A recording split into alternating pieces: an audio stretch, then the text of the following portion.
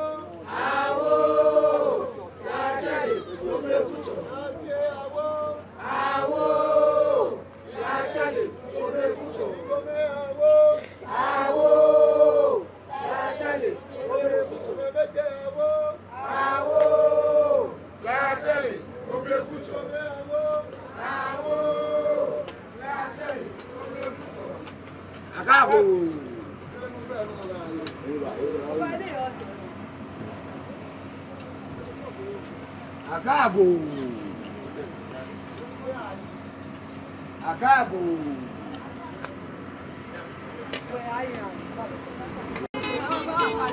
Acabo. Acho que ele não Open, kata tu malah awak beli cuma, ni kan umi. Kata tu malah awak. Kamu tu kan? Aku tu.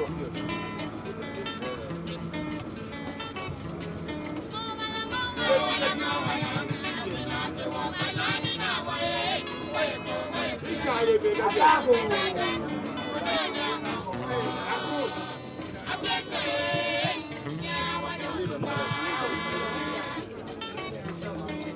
I don't know.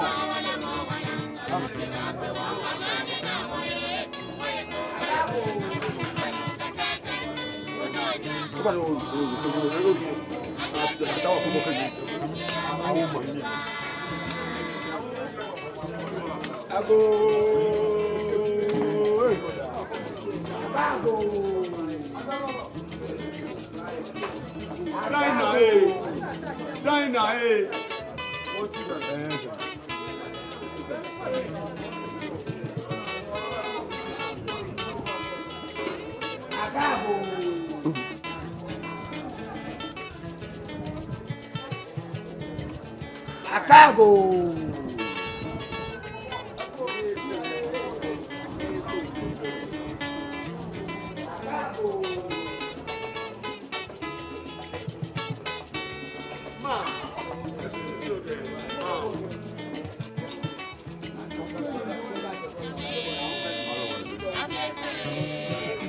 It be two or so.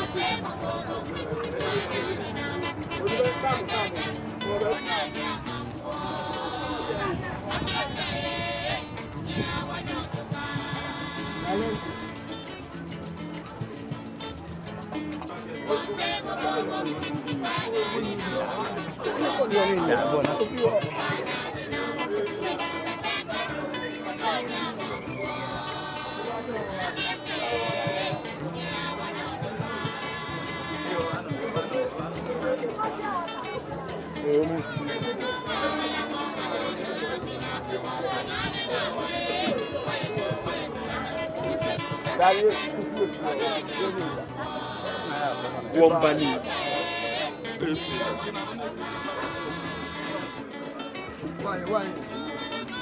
Acabo.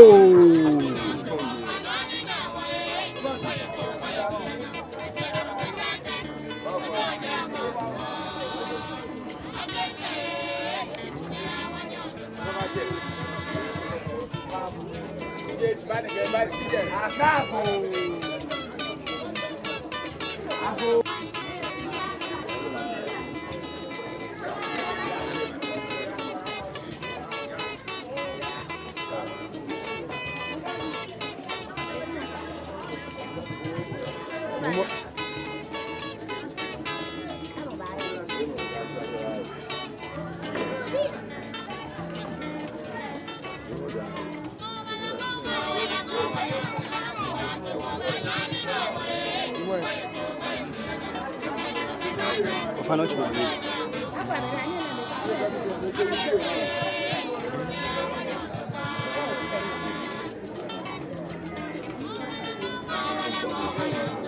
Hello. Yeah, Angel. Manhã,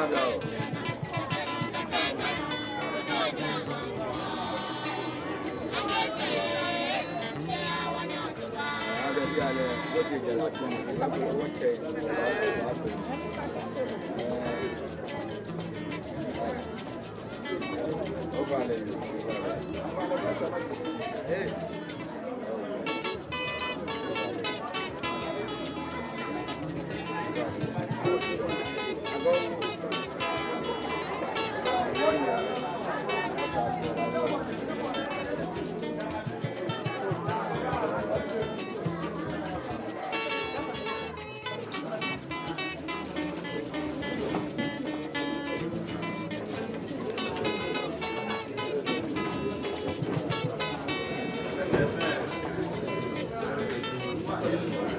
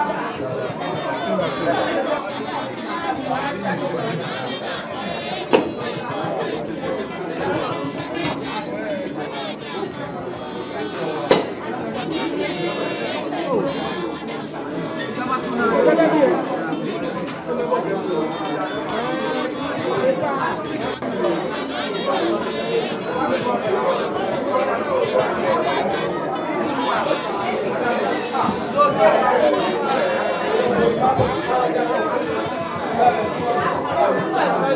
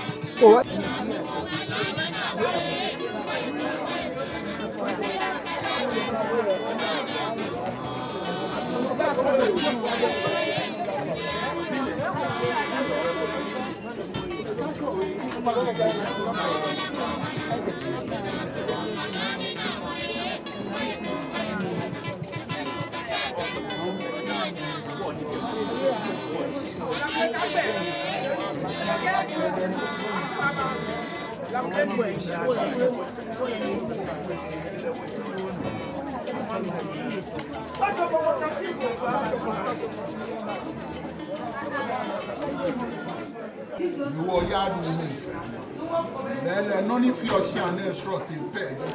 Get our fama, I walk back, young Mediago.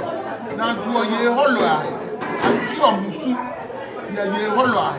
One half a camis, I'm a she some if I'm a she some if I'm a she. We won the couple soon now for your Shiane. Gay, a pay, a hippo, Shiane. Come on, fair and help with them. I said, you were blame not to share. Jamawa, I call her the goddess of death. The goddess of death. Form to form Mutumo Titri, the Yamashi and the Sam. Minka got a I may have one graduate, ne come fame one you will take. You want you what to gun 1 month. When you want to gun 1 month. Fair gamin, once more 18, once more months or months or 2. I can wait to armor. I can't mallet to a man. Now can no quality judge. You want ya no quality a jago. Now can no quality a judge. Ni gun affair gun. Nika one year me and 1 hour 1 year was here 1 year mogo agona. You was coming for baby. In Carton, Niqua don't call me Jane, be just stretch on one. We are good for me. You echo by echo. Me no Gaffin, they were coming. You were co-opted member, Jimmy, a gun traditional council. You full member, Jimmy, a judicial committee. You were 1 crop on it, Cabafe, neighbor. We were no one you are going we were me back Gede Kakoko Fan Ake Waka Heshiba Waka Nyamsumu Eja Blema Biba Sumane na meka Traman Ame Machine Waka Heshiba Ake Nyamsumu Atwa Ga Womash Konike Achita Achimwa Kumata Kaka Loe Amegbo we were, yeah, what 10 men come and what fed back. Your work and mammy. You was a go what is here. I would down out the Tracy Achimota. I wouldn't want the Tracy Achimota. I would say no, catch you watch out.